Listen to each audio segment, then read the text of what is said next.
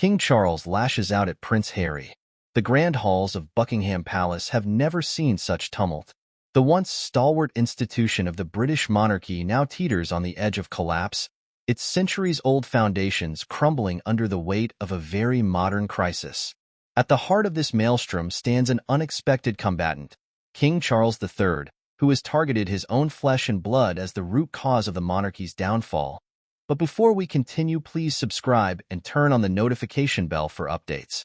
In a move that has shaken the royal family to its core, the 74-year-old king has publicly placed the blame for the current state of the monarchy squarely on the shoulders of his younger son, Prince Harry.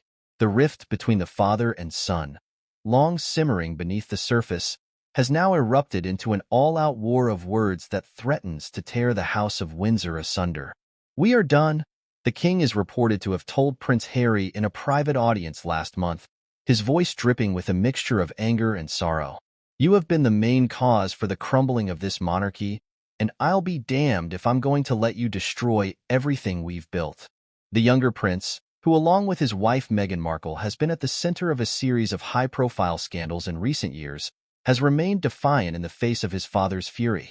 "I don't believe I'm to blame for any of this," Prince Harry told reporters outside his California home. "The monarchy's problems run far deeper than anything I've done, but King Charles is having none of it."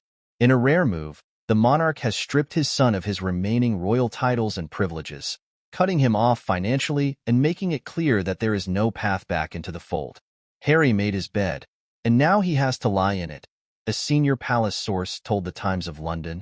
The unraveling of the relationship between the king and the wayward prince has been years in the making, with tensions first bubbling to the surface when Harry and Meghan stepped back from their royal duties in 2020.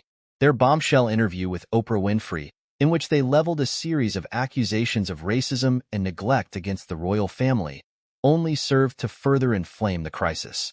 Harry has never been able to let go of the past, of the perceived slights and injustices he believes he and Meghan have suffered, says royal historian Annabelle Sampson. And the more he's lashed out, the more the king has felt compelled to take a hard line in response. The consequences of this very public feud have been devastating, both for the monarchy and the country as a whole.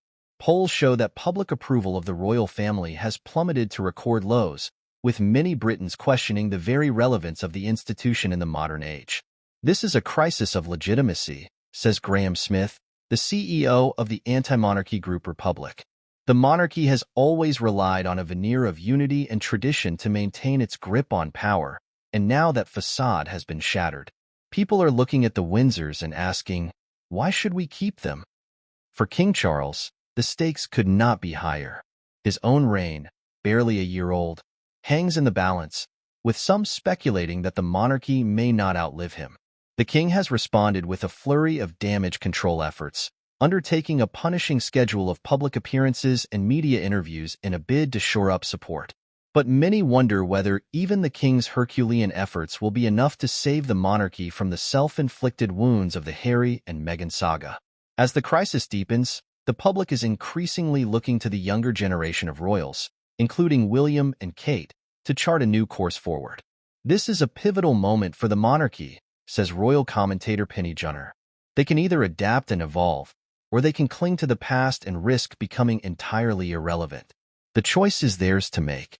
For now, the battle lines have been drawn, with King Charles and Prince Harry locked in an increasingly bitter standoff that threatens to consume the institution they both claim to love. The fate of the British monarchy may well hang in the balance.